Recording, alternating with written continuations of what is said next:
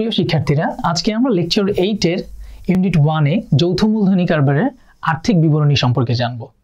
যৌথ মূলধনী কারবারের আর্থিক বিবরণীর মূলত থিওরিটিক্যাল এবং গাণিতিক সমস্যাসমূহ থেকে বিশ্ববিদ্যালয়ের ভর্তি পরীক্ষার প্রশ্নগুলো এসে থাকে। আমরা ইউনিট 1 এ এই অধ্যায়ের গাণিতিক সমস্যাগুলো নিয়ে ভুল হয়েছে এখানে একটু। আমরা ইউনিট 1 এ এই অধ্যায়ের এখন থিওরিটিক্যাল অংশগুলো নিয়ে আলোচনা করব। প্রথমেই আসি আমরা লেকচারটিতে। যৌথ মূলধনী কোম্পানির আর্থিক বিবরণী আসলে কি? যৌথ মূলধনী কোম্পানি, আমরা যদি এখানে XYZ লিমিটেড একটা কোম্পানি ধরে নিই, অবশ্যই একটা নির্দিষ্ট সময় পরে, সেটা 1 বছর হতে পারে, 6 মাস হতে পারে, এই নির্দিষ্ট একটা হিসাবকাল পরে এই প্রতিষ্ঠানে কত টাকা লাভ হচ্ছে, কত টাকা ক্ষতি হচ্ছে, এই প্রতিষ্ঠানের সম্পত্তি কতটুকু আছে, দায় কতটুকু আছে, এগুলো আমাদের জানা উচিত। প্রতিষ্ঠানের বিভিন্ন পক্ষ রয়েছে, সেই পক্ষরা এই তথ্যগুলো জানতে চাইবে। সে মূলত এই তথ্যগুলোকে বিবরণীতে অর্থাৎ কাগজে লিখে প্রকাশ করতেছে, এটাকেই মূলত বলতেছে আর্থিক বিবরণী। যৌথ মূলধনী কোম্পানির মূলত আর্থিক বিবরণীগুলো হচ্ছে বিশদ আয় বিবরণী, মালিকানা সত্ত্ব বিবরণী, উদ্ধৃতপত্র বা আর্থিক অবস্থার বিবরণী, নগদ প্রবাহ বিবরণী, এর সাথে রয়েছে এর টিকাসমূহ বা ব্যাখ্যাসমূহ। এ সম্পর্কিত আলোচনাগুলো আমরা পরবর্তীতে আলোচনা করব। এখানে মূলত আর্থিক বিবরণী সম্পর্কে আসলে বলা হচ্ছে যে একটা ব্যবসায়িক কার্যকলাপের সামগ্রিক ফলাফল এবং আর্থিক অবস্থা প্রকাশের জন্য বছর শেষে মূলত যে বিবরণী সমূহ প্রস্তুত করা হয় তাকে আর্থিক বিবরণী বলা হয়। এই জায়গাটাতে আমাদের খেয়াল রাখতে হবে দুইটা পয়েন্ট। এখানে বলা আছে যে সামগ্রিক ফলাফল জানা যায় বিশদ আয় বিবরণীর মাধ্যমে। বিশদ আয় বিবরণী অর্থাৎ যেটাকে আমরা আয় বিবরণীও বলে থাকি। এবং একটি প্রতিষ্ঠানের আর্থিক অবস্থা প্রকাশ করে আর্থিক অবস্থার বিবরণী বা উদ্ধৃতপত্র বা আর্থিক অবস্থার বিবরণী যেটাকে আমরা বলি, মূলত সেটা প্রকাশ করে আর্থিক অবস্থা। এখান থেকে এমসিকিউ এসেছিল অতীতে। আমরা এখন মূলত আর্থিক অবস্থার বিবরণীর বিভিন্ন অংশগুলো নিয়ে কথা বলবো। আর্থিক অবস্থার বিবরণী সমূহ যে 5টি রয়েছে, সে 5টি হচ্ছে আমরা দেখেছি এখানে বিশদ আয় বিবরণী, আর্থিক অবস্থার বিবরণী, এর সাথে রয়েছে মালিকানা সত্ত্ব বিবরণী, নগদ প্রবাহ বিবরণী এবং আর্থিক বিবরণীর টিকাসমূহ। এখানে পরীক্ষায় মূলত বলতে পারে দুটি কোশ্চেন। 1 নম্বরে আর্থিক বিবরণী কতটি? এই কোশ্চেনটি আসতে পারে আর্থিক বিবরণী কতটি।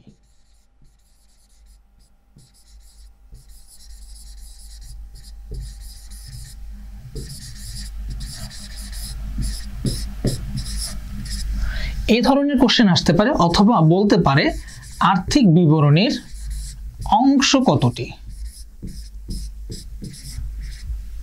খেয়াল রাখতে হবে এই জায়গাটায়, আর্থিক বিবরণীর কতটি যদি বলা হয় তাহলে আমাদের অ্যান্সার হচ্ছে আর্থিক বিবরণী 4টি।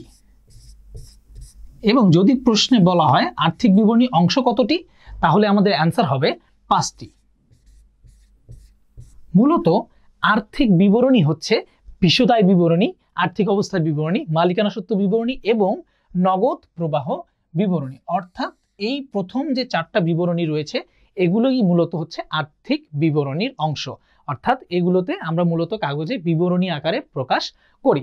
5 নম্বরে যে পয়েন্টটা বলা রয়েছে সেটি হচ্ছে মূলত আর্থিক বিবরণীতে ব্যবহার করা বিভিন্ন হিসাব বিজ্ঞানের নীতিমালাগুলো সম্পর্কে মূলত আমরা এখানে বিভিন্ন ব্যাখ্যা দেওয়ার জন্য টিকাসমূহ ব্যবহার করে থাকি। অর্থাৎ এটা আসলে মূলত কোনো বিবরণী না, কিন্তু আর্থিক বিবরণীর একটি অংশ। এজন্য আমাদের খেয়াল রাখতে হবে আর্থিক বিবরণী অংশ কতটি বললে অ্যান্সার হবে 5টি, আর্থিক বিবরণী কতটি বললে অ্যান্সার হবে 4টি। অর্থাৎ প্রথম 4টি হচ্ছে আমাদের আর্থিক বিবরণী, শেষেরটি হচ্ছে আর্থিক বিবরণী অংশ বললে মূলত পুরো 5টি, আর আর্থিক বিবরণী বললে প্রথম 4টি বোঝায়। এখন আমরা প্রত্যেকটি বিবরণীর থেকে যেগুলো থিওরিটিক্যাল কোশ্চেন বিভিন্ন বিশ্ববিদ্যালয় ভর্তি পরীক্ষায় এসেছে সেগুলো তুলনামূলক বিশ্লেষণ করব।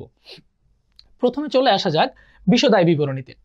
বিশদ আয় বিবরণী কি? বিশদ আয় বিবরণী হচ্ছে একটি প্রতিষ্ঠানের একটি নির্দিষ্ট সময় বা একটি হিসাবকাল শেষে মূলত সেই প্রতিষ্ঠানের নিট আয় বা নিট ক্ষতি বের করে যে বিবরণী তৈরি করা হয় সেই বিবরণীটি হচ্ছে বিশদ আয় বিবরণী। আমাদের যে প্রশ্নগুলো পরীক্ষায় এসে থাকে সেটা হচ্ছে বিশদ আয় বিবরণী তৈরি করার ক্ষেত্রে মূলত এর উদ্দেশ্য কি। বিশদ আয় বিবরণী তৈরির উদ্দেশ্যগুলো কি? বিষয় দায় বিবরণী প্রস্তুতের উদ্দেশ্য, এভাবে কোশ্চেন থাকবে। অর্থাৎ খেয়াল রাখতে হবে যে নিচের কোনটির মাধ্যমে আর্থিক ফলাফল জানা যায়? একটি প্রতিষ্ঠানের সামগ্রিক ফলাফল জানা যায়।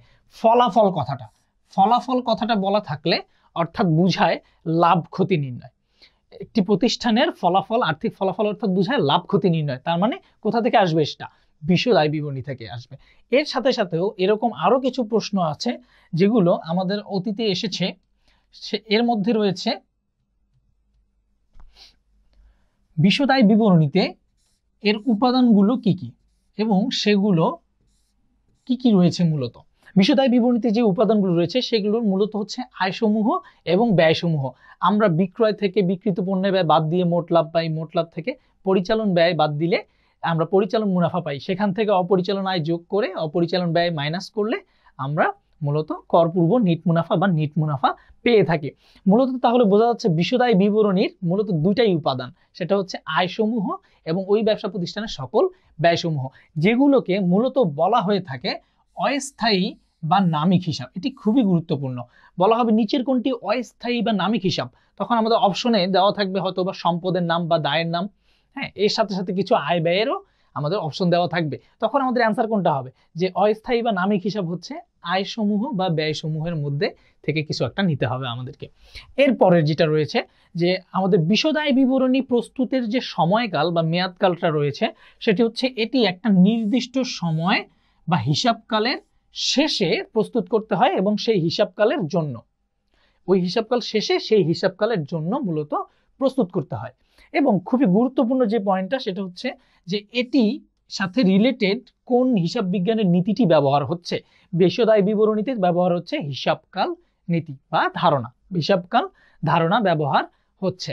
মূলত নীতি ধারণা এগুলো আমাদের অপশনে বা পরীক্ষার প্রশ্নের মধ্যে আমরা শুধু মনে রাখলেই হবে যে এটা নীতি, নীতিভাবেও আসতে পারে, ধারণা বলেও আসতে পারে, আমরা জাস্ট অ্যান্সারটা দিয়ে দিব। বিষয় দায় বিবরণীর পরে আমরা এখন দেখব তুলনামূলকভাবে বিষয় দায় বিবরণীর পরে এখন আমরা দেখব মালিকানা সত্ত্ব বিবরণী সম্পর্কে বিস্তারিত। মালিকানা সত্ত্বের বিবরণী ক্ষেত্রেও মূলত বিষয় দায় বিবরণীর সাথে একদম পুরোটাই মিলে যায়, শুধু চেঞ্জ আছে কোথায়, যে মালিকানা সত্ত্ব বিবরণী প্রস্তুতের উদ্দেশ্য কি। মালিকানা সত্ত্ব বিবরণী হচ্ছে সেই বিবরণী যেই বিবরণীতে মালিকের তার সত্ত্ব হ্রাস পেল নাকি বৃদ্ধি পেল সেই সম্পর্কিত তথ্যগুলো দিয়ে একটি বিবরণী তৈরি করা হয়। মালিকানা সত্ত্ব বিবরণীর মূলত প্রস্তুতের উদ্দেশ্যই হচ্ছে মালিকের সত্ত্ব বা মালিকের মূলধন হ্রাস পেল নাকি বৃদ্ধি পেল সেটি জানা বা সেটির তথ্য প্রকাশ করা। এবং এর উপাদানগুলো হচ্ছে মূলত স্থায়ী এবং অস্থায়ী হিসাব। অস্থায়ী হিসাব আমরা একটু আগে দেখে এসেছি, আয়সমূহ বা ব্যয়সমূহ হচ্ছে অস্থায়ী হিসাব, কিন্তু মালিকানা সত্ত্ব বিবরণীতে স্থায়ী হিসাবেরও অংশ রয়েছে। অর্থাৎ এই যে মূলধন রয়েছে এটি হচ্ছে স্থায়ী হিসাবের অংশ, কিন্তু মুনাফা ও উত্তোলন এগুলোকে মূলত আমরা অস্থায়ী হিসাবও বলে থাকি। এবং মালিকানা সত্ত্ব বিবরণী একদম বিষয় দায় বিবরণীর মতোই, এটির প্রস্তুতের সময় মেয়াদকাল হচ্ছে একটি নির্দিষ্ট সময়ের জন্য এবং ওই হিসাবকালের শেষে প্রস্তুত করা হয়। এর সাথে সংশ্লিষ্ট ধারণাটাও বিষয় দায় বিবরণীর সাথে মিলে যায়, সেটি হচ্ছে হিসাবকাল ধারণা। আমরা সহজে মনে রাখবো যে যেগুলো মূলত হিসাবকালের জন্য একটা নির্দিষ্ট হিসাবকালের জন্য তৈরি করা হয় সেগুলোর সংশ্লিষ্ট ধারণাগুলো হচ্ছে হিসাবকাল ধারণা বা হিসাবকাল নীতি বলা যায়। এর সাথে আমরা এখন দেখব নগদ প্রবাহ বিবরণীর মূলত বিস্তারিত তথ্যগুলো। নগদ প্রবাহ বিবরণীর মূল যে আমরা প্রস্তুতের উদ্দেশ্যটা কি সেটা আমরা লেকচার 7-এ দেখে এসেছি। নগদ প্রবাহ বিবরণী সম্পর্কে বিস্তারিত আলোচনা লেকচার 7-এ গিয়ে তোমরা আমাদের সেই লেকচারটি ক্লাসটি করে ফেলতে পারো। নগদ প্রবাহ বিবরণী মূলত প্রস্তুত করার উদ্দেশ্যই হচ্ছে একটি প্রতিষ্ঠানের সকল নগদ আন্তঃপ্রবাহ এবং নগদ বহিঃপ্রবাহ সম্পর্কে তথ্যগুলো প্রদর্শন করবে। বিভিন্ন ক্ষেত্র থেকে আমাদের অর্থ আসে এবং চলে যায়, সেই ক্ষেত্রগুলো মূলত বিভিন্নভাবে আমরা উপস্থাপন করে থাকি। সেই উপস্থাপনের তথ্যগুলোকেই বলতেছি নগদ প্রবাহ বিবরণী। নগদ প্রবাহ বিবরণীর তথ্যের উপাদানগুলো কি কি? এর উপাদান রয়েছে শুধু স্থায়ী হিসাব, এগুলো খেয়াল রাখতে হবে যে নিচের কোনটি নগদ প্রবাহের উপাদান। নগদ প্রবাহের উপাদানগুলো হচ্ছে মূলত নগদ আন্তঃপ্রবাহ এবং বহিঃপ্রবাহ। এটা সহজে মনে রাখা যায়, কিন্তু খেয়াল রাখতে হবে যে স্থায়ী হিসাবগুলো বলতে কি বোঝাচ্ছে। মূলত সম্পদ, দায় অর্থাৎ আর্থিক বিবরণীতে যে বিষয়গুলো থাকে সেগুলোকে বোঝাচ্ছে। এরপরে প্রস্তুতের সময় খেয়াল রাখতে হবে বিষয়দায়ী বিবরণী, মালিকানা সত্ত্ব বিবরণী এবং নগদ প্রবাহ বিবরণী, এই তিনটা পয়েন্টের ক্ষেত্রে আমাদের এই বিবরণীগুলো তৈরি করতে হয় একটি নির্দিষ্ট সময়ের বা একটি হিসাবকালের শেষে, সেই হিসাবকালের জন্য প্রস্তুত করতে হয়। এবং এর সাথে সম্পর্কিত ধারণা বা নীতিগুলো হচ্ছে হিসাবকাল নীতি বা হিসাবকাল ধারণা। খেয়াল রাখতে হবে। আমাদের গুরুত্বপূর্ণ পয়েন্টে আমরা চলে যাচ্ছি এখন, সেটি হচ্ছে আর্থিক অবস্থার বিবরণী বা উদ্বৃত্তপত্র, সেটির বিস্তারিততে। আর্থিক অবস্থার বিবরণী বা উদ্বৃত্তপত্র থেকে বিশ্ববিদ্যালয় ভর্তি পরীক্ষার প্রশ্নে মোটামুটি প্রশ্ন থেকেই যায়, প্রতি বছর একটা দুইটা প্রশ্ন থাকে এখান থেকে। এই বিষয়টিকে একটু গুরুত্ব দিয়ে রাখতেছি, তোমরা এটা গুরুত্ব সহকারে এই অংশটা পড়বে। আর্থিক অবস্থার বিবরণী মূলত এর উদ্দেশ্য কি? প্রস্তুতের উদ্দেশ্য হচ্ছে আর্থিক অবস্থা প্রদর্শন। এখান থেকে এই অংশটুকু থেকেও এমসিকিউ এসেছে। মূলত আমরা গত 20 থেকে 25 বছরের প্রশ্ন অ্যানালাইসিস করে বের করেছি যে কোন অংশগুলো থেকে প্রশ্ন বেশি আসে। সো এই অংশটুকু আমরা অবশ্যই মনে রাখার চেষ্টা করব বেশি করে। যেমন এখানে রয়েছে আর্থিক অবস্থার বিবরণীর উপাদানগুলো কি, খুব ভালো করে খেয়াল করতে হবে। আর্থিক বিবরণীর উপাদানগুলো সবগুলোকে বলা হয় স্থায়ী হিসাব, অর্থাৎ বিষয়দায়ী বিবরণীতে পেয়েছি আমরা অস্থায়ী হিসাব বা নামিক হিসাব, আর্থিক অবস্থা বিবরণী বা উদ্বৃত্তপত্রতে পাচ্ছি সব স্থায়ী হিসাব। উদ্বৃত্তপত্রের মধ্যে মূলত আছে কি কি? মূলত আছে হচ্ছে এ এল ওই, সহজে মনে রাখবা। আর্থিক অবস্থার বিবরণীতে রয়েছে সম্পত্তি দায় ও মালিকানা সত্ত্ব, সম্পত্তি দায় ও মূলধন। এর সাথে সাথে এই অংশগুলো থেকে প্রশ্ন অনেক বেশি এসেছে। আর্থিক বিবরণী প্রস্তুতের সময় এবং এটা মূলত হচ্ছে কোন মেয়াদকাল, এর মেয়াদকালে কোন মেয়াদকালে তৈরি করা হয়। আর্থিক বিবরণী মূলত তৈরি করা হয় একটি তারিখে। তোমরা যখন এইচএসসিতে তোমরা যখন আর্থিক অবস্থার বিবরণী করেছো, খেয়াল রাখবে আমরা যখন কোনো কোম্পানি আর্থিক অবস্থার বিবরণী তৈরি করি, XYZ কোম্পানি, তারপর 31 ডিসেম্বর, তারপর সালটা দিয়ে দিই। এক্ষেত্রে কিন্তু খেয়াল রাখবা সেখানে কেন শুধু তারিখটাই দিয়েছি আমরা এখানে লিখিনি যে সমাপ্ত বছরের জন্য, এই কথাটা কিন্তু আমরা লিখি না। মূলত এটা হচ্ছে একটা নির্দিষ্ট দিনে বা একটা নির্দিষ্ট তারিখে বা একটা নির্দিষ্ট সময় বিন্দুর জন্য তৈরি করা হয়। একটা নির্দিষ্ট দিনের, একটা নির্দিষ্ট তারিখের বা একটা নির্দিষ্ট সময় বিন্দুর জন্য তৈরি করা হয় আর্থিক অবস্থার বিবরণী। আর্থিক অবস্থার বিবরণী একটা নির্দিষ্ট হিসাবকালের জন্য তৈরি করা হয় না, এটা মনে রাখতে হবে। এই অংশটা খুবই গুরুত্বপূর্ণ। এবং এর সাথে সাথেই রয়েছে আর্থিক অবস্থার বিবরণী তৈরি করা হয় মূলত হিসাব বিজ্ঞানের চলমান প্রতিষ্ঠান ধারণা নীতি থেকে। অর্থাৎ একটি প্রতিষ্ঠান ধরে নেওয়া হয় অনন্তকাল ধরে চলতে থাকবে, প্রতিষ্ঠান মারা যাচ্ছে না, প্রতিষ্ঠান বন্ধ হয়ে যাচ্ছে না। তো চলমান প্রতিষ্ঠান ধারণার ক্ষেত্রে এখানে মূলত ওই অনুযায়ী যে অবশ্যই নির্দিষ্ট একটা দিনে প্রতিষ্ঠানের তথ্য ব্যবহারকারীরা জানতে চাইতে পারে যে আসলে আমাদের এখন সম্পদ, দায় ও মূলধন কত রয়েছে। তো সেই জন্যই মূলত একটা নির্দিষ্ট দিনের এই সম্পদ, দায় ও মালিকানা সত্ত্বকে রিপ্রেজেন্ট করতেছে আর্থিক অবস্থার বিবরণী। আমরা এখন দেখে নেই এ সম্পর্কিত কিছু প্র্যাকটিস। খেয়াল করব এখানে প্রথমেই রয়েছে কত সময়ের জন্য লাভ ক্ষতি হিসাব প্রস্তুত করা হয়। একটু খেয়াল করব, লাভ ক্ষতি হিসাবটা মূলত আগে বিষয়দায়ী বিবরণীকে লাভ ক্ষতি হিসাব বলা হতো, কিন্তু প্রশ্নে এরকম দিতেই পারে আমাদেরকে। আমরা বুঝে নিব লাভ ক্ষতি হিসাবটা হচ্ছে মূলত বিষয়দায়ী বিবরণীকে বোঝাচ্ছে। তো লাভ ক্ষতি হিসাব কত সময়ের জন্য করা হয়? লাভ ক্ষতি হিসাব 1 বছর, 1 মাস, 6 বছর অথবা যে কোনো সময়কালের জন্য, সময়কাল বা একটা নির্দিষ্ট হিসাবকালের জন্য যা উপযুক্ত বলে বিবেচনা করা হয়। এটা নির্দিষ্ট হিসাবকাল, এটা অবশ্যই 1 মাস হতে পারে, 6 মাস হতে পারে, 1 বছর হতে পারে, এটা প্রতিষ্ঠানের উপর ডিপেন্ড করে।